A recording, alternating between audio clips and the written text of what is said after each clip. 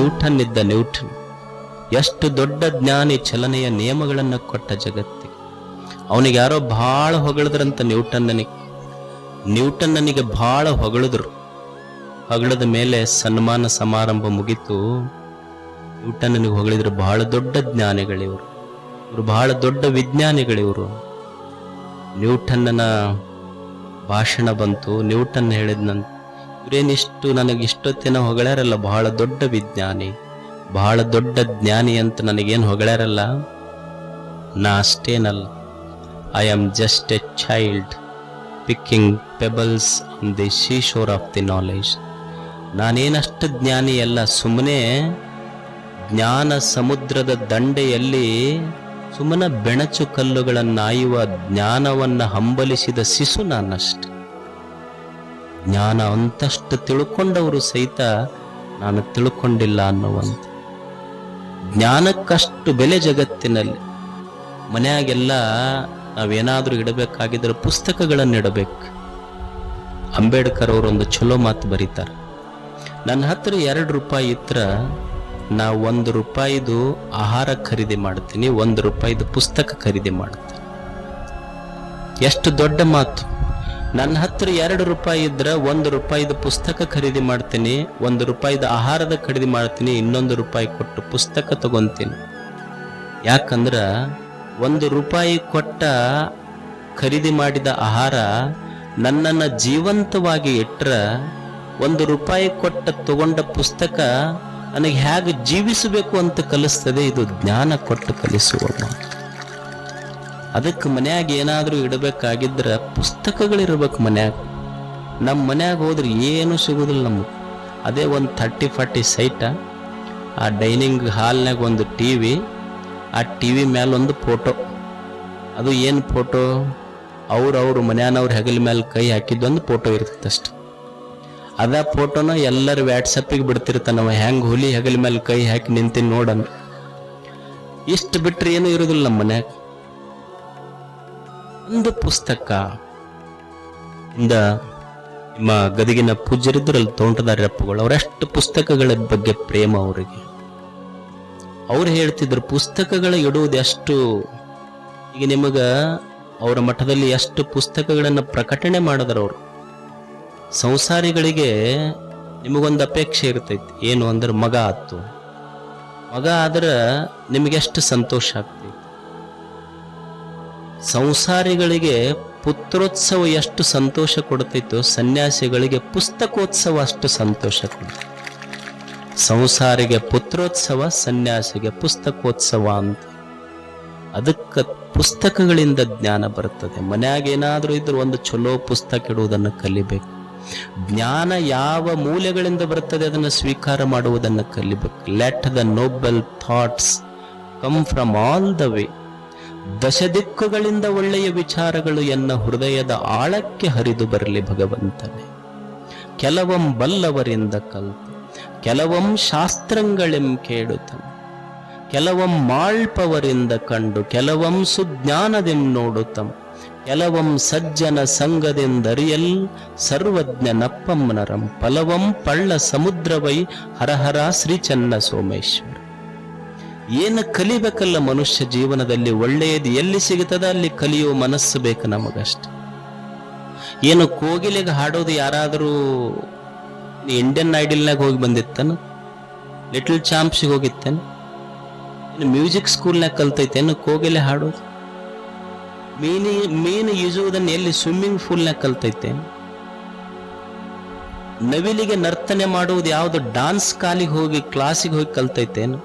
ನಿಸರ್ಗ ಕಲಿಸ್ತೈತಿ, ನಿಸರ್ಗ ಕಲಿತೈತೆ, ನಿಸರ್ಗ ಕಲಿಸ್ತೈತಿ. ಮನುಷ್ಯನಿಗೆ ಕಲಿಯುವ ಮನಸ್ಸಿದ್ರೆ ಈ ವಿಶ್ವವೇ ಗುರು ಆಗ್ತೈತಿ. ನಾನೇ ಶಿಷ್ಯನಾಗ್ತೇನೆ. ಕಲಿಯುವ ಮನಸ್ಸು ಬೇಕಷ್ಟೆ. ಕಲಿಯುವ ಮನಸ್ಸಿದ್ರೆ ವಿಶ್ವವೇ ಗುರು. ಆ ಗುರುಗಳು ಈ ಗುರುಗಳಂತ ಇಲ್ಲವೇ ಇಲ್ಲ. ಪ್ರಶ್ನೆ ಏನು ನೋಡ್ತಾನೆ ಅದರಿಂದ ಕಲಿಯಕ್ಕೆ ಶುರು ಮಾಡ್ತಾನ ಮನುಷ್ಯ.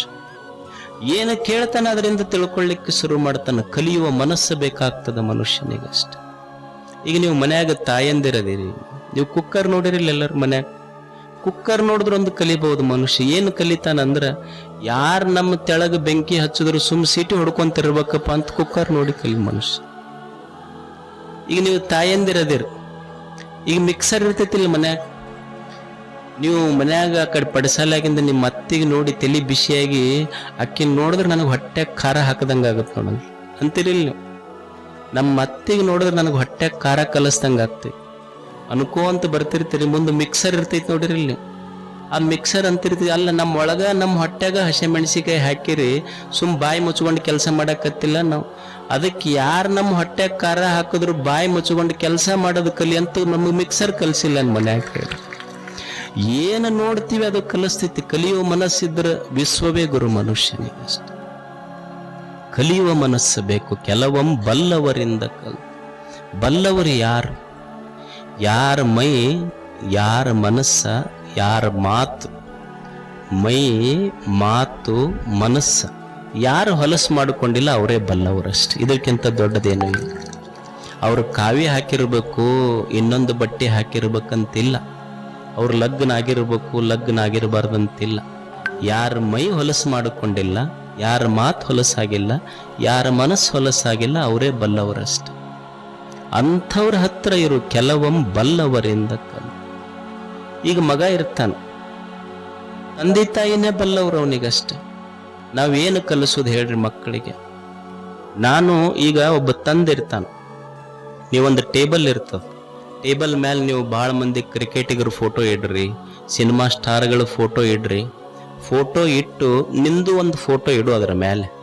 ಮಗನಿಗೆ ಹೇಳು, ಇಷ್ಟು ಫೋಟೋ ಇಟ್ಟಿನಲ್ಲಪ್ಪ, ಇದ್ರಾಗ ನಿನ್ನ ಹೀರೋ ಯಾರು ಹುಡುಕು ಅಂತಂದ್ರೆ ಅವ ಒಂದು ಫೋಟೋ ಮಾತ್ರ ದೇವರಾಣಿ ಮಾಡಿದ್ರು ಮುಟ್ಟುದಿಲ್ಲ ನಾವು, ನಿನ್ನ ಫೋಟೋ.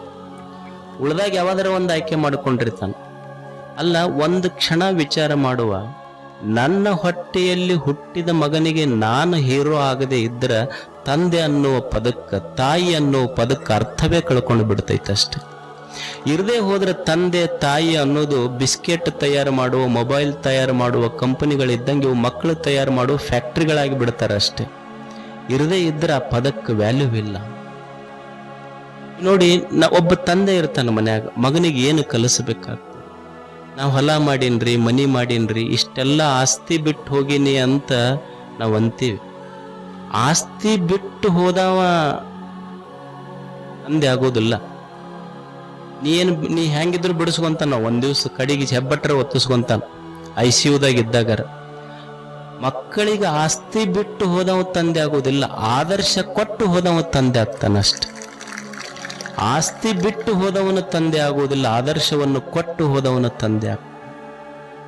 ಕೆಲವೊಮ್ಮೆ ಬಲ್ಲವರಿಂದ ಕಲಿಬೇಕಾಗತ್ತಲ್ಲ. ನಾವೇನು ಕಲಿಸ್ತೀವಿ? ಅವು ಹುಡುಗರು ಆಡ್ತಿರ್ತಾವ, ಇವ ಹೋಗಿ ಹೊರಗೆ ಕಟ್ಟಿ ಮೇಲೆ ಗೆಳೆಯರು ಕೂಡ ಕುಂತ ಈಗ ಚುಟ್ಟ ಹಚ್ಕೊಂಬ ಹೋಗಂತ ಕಳಿಸ್ತಾನ ಅವ್ ನಿಮ್ಮ ಮಗನ. ಅವ ಆಡ್ತಿರ್ತಾವ ಮಕ್ಕಳವು, ಇವ ಚುಟ್ಟ ಹಚ್ಕೊಂಬರಕ್ ಅಲ್ಲಿಗೆ ಹೋಗಕ್ಕೆ ಅಡಿಗೆ ಮನೆ ಅರ್ಧ ಕಿಲೋಮೀಟರ್ ಇರ್ತೈತದ ಹಿಂದೆ. ಹೋಗಿ ಚುಟ್ಟ ಹಚ್ಕೊಂಡು ಪಡಸಾಲಿಗೆ ಬರ್ತಾನ, ಆರ್ತೈತದ. ಮತ್ತ ಹೋಗ್ತಾನ, ಅವು ಅಡಿಗೆ ಮಾಡ್ತಿರ್ತಾಳ, ಒಲಿಗೆ ಹಚ್ಕೊಂತಾನ, ಪಡಸಾಲಿಗೆ ಬರದ್ರಾಗ ಮತ್ತ ಆರ್ತೈತಿ. ಮತ್ತ ಹೋಗ್ತಾನ, ಮತ್ತ ಹಚ್ಕೊಂಬರ್ತಾನ, ಅಡಿಗೆ ಮನಿ ಪಡಸಾಲಿಗೆ ಬರದ್ರಾಗ ಆರ್ತಿತ್ತು. ಒಂದು ಜುರ್ಕಿ ಜಗ್ಗೆ ಕೊಟ್ಟವ್ರ ಅಪ್ಪಗ. ಅವ ಆಡಕ್ ಕುಂತ, ಅವಾಗ ಮಗನಿಗೆ ಬುದ್ಧಿವಾದ ಹೇಳಕತ್ತಾನ, ನಿಮಗೆ ಏನು ಗೊತ್ತೈತಿ? ಬರೀ ಆಟ ಆಟ ಅಂತೀರಿ, ಜೀವನಂದ ಏನ್ರ ಗೊತ್ತೈತೆ ನಿಮಗೆ? ಅವ ಮಗ ಮನಸ್ನಾಗ ಅಂತಿರ್ತಾನ, ಅಲ್ಲೇ ಪಡಸಾಲಿಗೆ ಗೊತ್ತಾಗೈತೆ ನನಗೆ ಜೀವನಂದ್ರಿ. ನೀ ಏನ್ ಹೇಳೋದು ಬೇಡ, ಪಡಸಾಲೆಗ ಯಾವಾಗ ಒಂದು ಜುರ್ಕಿ ತಗೊಂಡಿದ್ದೆ ಅವಾಗ ಗೊತ್ತಾಗೈತೆ. ಏನು ಕಲಿಸೋದು ನಾವು ಮಕ್ಕಳಿಗೆ? ಚಲೋದು ಕೊಟ್ಟು ಹೋಗಬೇಕು. ಆಸ್ತಿ ಕೊಟ್ಟವನಲ್ಲ, ಆ ಆಸ್ತಿ ಬಿಟ್ಟು ಹೋದವನಲ್ಲ, ಆದರ್ಶವನ್ನು ಕೊಟ್ಟು ಹೋದವರು ತಂದೆ ತಾಯಿಗಳಾಗ್ತಾರೆ. ಕೆಲವೊಮ್ಮೆ ಬಲ್ಲವರಿಂದ ಕಲಿತು, ಕೆಲವೊಮ್ಮೆ ಶಾಸ್ತ್ರಗಳಿಂ ಕೇಳುತ್ತಮ್ಮ, ಕೆಲವು ಶಾಸ್ತ್ರದ ಮಾತುಗಳಿಂದ ಕೇಳುವುದು. ಶಾಸ್ತ್ರ ಅಂದ್ರೆ ಹೀಗ ನಡಿಬೇಕು, ಹೀಗ ನುಡಿಬೇಕು, ಹೀಗೆ ಉಣಬೇಕು ಅಂತ ಕಲಿಸೋದು. ಶಾಸ್ತ್ರ ಅಂದ್ರೆ ಡೂಸ್ ಅಂಡ್ ಡೋಂಟ್ಸ್, ಇದನ್ನು ಮಾಡು, ಇದನ್ನು ಮಾಡಬೇಡ ಅಂತ ಕಲಿಸೋದು ಶಾಸ್ತ್ರ. ನೀವು ನೋಡಿ, ಮನುಷ್ಯಾಗ ಹೇಳ್ಯಾರ ಏನಾದರೂ ಆಗು ಮೊದಲು ಮಾನವನಾಗು ಅಂತ. ಯಾರಿಗೆ ಹೇಳ್ಯಾರ? ಎಲ್ಲ ಶಾಲೆ ಕಾಲೇಜು ವಿಶ್ವವಿದ್ಯಾಲಯಗಳಲ್ಲಿ ಏನು ಕಲಿಸ್ಯಾರಂದ್ರೆ ಏನಾದರೂ ಆಗು ಮೊದಲು ಮಾನವನಾಗು, ಮೊದಲು ಹುಲಿಯಾಗ. ನೀ ಏನಾದರೂ ಆಗು ಮೊದಲು ಹುಲಿಯಾಗು ಅಂತ ಯಾವ್ದಾರ ಹುಲಿಗೆ ಹೇಳ್ಯಾರ? ನೀ ಏನಾದರೂ ಆಗು ಮೊದಲು ಆಕಳಾಗು ಅಂತ ಯಾರಿಗಾರ ಹೇಳ್ಯಾರ? ನೀ ಏನಾದರೂ ಆಗು ಮೊದಲು ಎಮ್ಮೆ ಆಗು ಅಂತ ಯಾರಿಗಾರ ಹೇಳ್ಯಾರ? ಏನಾದರೂ ಆಗು ಮೊದಲು ಮಾನವನಾಗು ಅಂತ ಇವನಿಗೆ ಯಾಕೆ ಕಲಿಸ್ಬೇಕು ಹೇಳಿ? ಯಾವನೊಬ್ಬ ಪುಸ್ತಕ ಬರ್ದನಂತ, ನೀ ಏನಾದರೂ ಆಗು ಮೊದಲು ಮಾನವನಾಗು ಅಂತ. ಅದು ಪುಸ್ತಕ ಬರೆದಿದ್ದ ಒಟ್ಟ ಅದು ಮಾರಾಟನೇ ಆಗ್ಲಿಲ್ಲ. ಅದು ಅದ್ರಾಗ ಒಂದು ಅಕ್ಷರ ತಪ್ಪಾಗಿತ್ತಂತ. ಏನಾದರೂ ಆಗು ಮೊದಲು ಮಾನವನಾಗು ಅನ್ನೋದು ಬಿಟ್ಟು ಏನಾದರೂ ಆಗು ಮೊದಲು ಮಾವನಾಗು ಅಂತ ಬರೆದು ಬಿಟ್ಟಿದ್ದಾವ. ಏನಾದರೂ ಆಗು ಮೊದಲು ಮಾನವನಾಗು ಅಂತ ಯಾವುದಕ್ಕೂ ಹೇಳಿಲ್ಲ. ಪಶು ಪಕ್ಷಿಗಳಿಗೆ ನೀವು ಪಕ್ಷಿ ಆಗು ಹಕ್ಕಿ ಆಗು, ಮಾನವನಾಗು ಅಂತ ಇವನಿಗೆ ಯಾಕೆ ಕಲಿಸಿದ್ರು ಅಂದ್ರೆ, ಇವ ಮನುಷ್ಯ ಕಂಡಂಗೆ ಕಾಣ್ತಾನ, ಆದ್ರೆ ಮನುಷ್ಯರಂಗಿಲ್ಲ ಅಷ್ಟೇ. ಕೆಲವೊಮ್ಮೆ ಶಾಸ್ತ್ರಂಗಳೆಂಬ ಕೆಲವೊಮ್ಮೆ ಮಾಳ್ಪವರಿಂದ ಕಂಡು, ಕೆಲವು ಮಾಡೋರು ನೋಡಿ ಕಲಿಬೇಕಲ್ಲ. ಎಲ್ಲನೂ ನಾನೇ ಮಾಡ್ತೀನಿ ಅಂದ್ರೆ ಹೆಂಗಾಗ್ತದೆ? ಈಗ ಒಬ್ಬ ರೈತ ಇರ್ತಾನ, ಹೊಲ ಬಿತ್ತಿರ್ತಾನ, ಅವ್ರ ಅಪ್ಪ ಬಿತ್ತದ ನೋಡಿ ಮಗ ಕಲಿತಾನ, ಗಡಿಗೆ ಮಾಡೋರು ನೋಡಿ ಗಡಿಗೆ ಮಾಡೋದು ಕಲಿತಾನ. ಎಲ್ಲಾನು ಓದೇ ತಿಳ್ಕೊಬೇಕಂದ್ರೆ ಆಗ್ತೈತೇನು? ಈ ಪಾದರಕ್ಷೆ ಹೊಲಿಯವ್ರು ಇರ್ತಾರ, ಅಪ್ಪ ಹೊಲಿತಿದ್ನಂದ್ರೆ ಮಗ ಹೊಲಿಯೋದು ಕಲಿತಾನ. ಎಲ್ಲದೂ ಓದಿ ತಿಳ್ಕೊಂತೀವಂತಿಲ್ಲ, ಕೆಲವೊಂದು ಮಾಡುವುದನ್ನು ನೋಡಿ ಕಲಿಬೇಕಾಗ್ತದೆ. ಕೆಲವು ಮಾಳ್ಪವರಿಂದ ಕಂಡು. ಈಗ ಅಡಿಗೆ ಮಾಡೋದಿರ್ತೈತಿ, ತಾಯಂದ್ರೆ ನೀವೆಲ್ಲವೂ ಪುಸ್ತಕ ಓದಿನ ಕಲಿಯಕ್ಕಾಗತ್ತಾನ, ತಾಯಿ ಮಾಡಿದ್ದು ನೋಡಿ ಕಲಿಬೇಕಾಗ್ತದೆ. ಹುಡುಗಿ ಬಹಳ ಓದಿತ್ತದು, ಅದಕ್ಕೆ ಅಡಿಗೆ ಮಾಡಕ್ಕೆ ಕಲ್ತಿದ್ದಿಲ್ಲ. ಅದು ಅವ್ರ ಅತ್ತೆ ಹೇಳಿದ್ಲಂತೀಗ, ನೋಡವ್ವ ಚಪಾತಿ ಮಾಡು, ನಾ ಗುಡಿಗೆ ಹೋಗಿ ಬರ್ತೀನಂತ ಅವ್ರ ಅತ್ತೆ ಗುಡಿಗೆ ಹೋದ್ಲು. ಈಕಿ ಗುಡಿಗೆ ಹೋಗಿ ಬರೋದ್ರೊಳಗ ಈಕಿ ಹಿಟ್ಟು ನಾದಿ ಆ ಹಿಟ್ಟಿನ ಪುಟ್ಟಿ ದೇವ್ರ ಕೋಲ್ಯಾಗ ಇಟ್ಟು ಅದ್ರ ಮೇಲೆ ಒಂದು ಗಂಟೆ ಇಟ್ಟಿದ್ಲು. ಅವ್ರ ಅತ್ತಿ ಬಂದು, ಇದೇನ್ ಮಾಡಕತ್ತಿ ಬೇ ಅಂತ, ಚಪಾತಿ ಮಾಡಕತ್ತೀನಿ ಅತ್ತಿ. ಅಲ್ಲಿ ಇಲ್ಯಾಕೆ ಹಿಂಗೆ ಹಿಟ್ಟೆಲ್ಲ ನಾದಿ ಪೂಜಾದ ಕೋಲ್ಯಾಗ ಇಟ್ಟು ಗಂಟೆ ಇಟ್ಟಿಲ್ಲ ಅದ್ರ ಮೇಲೆ? ಇಲ್ಲ, ಪುಸ್ತಕದಾಗ ಬರ್ದಾರ ಚಪಾತಿ ಹೆಂಗ್ ಮಾಡ್ಬೇಕಂದ್ರೆ ಹಿಟ್ಟು ನಾದಿದ ಮೇಲೆ ಒಂದು ಗಂಟೆ ಇಡ್ಬೇಕಂತ ಬರ್ದಾರ, ಅದಕ್ಕೆ ಗಂಟೆ ಇಟ್ಟಿನ ಅದ್ರ ಮೇಲೆ.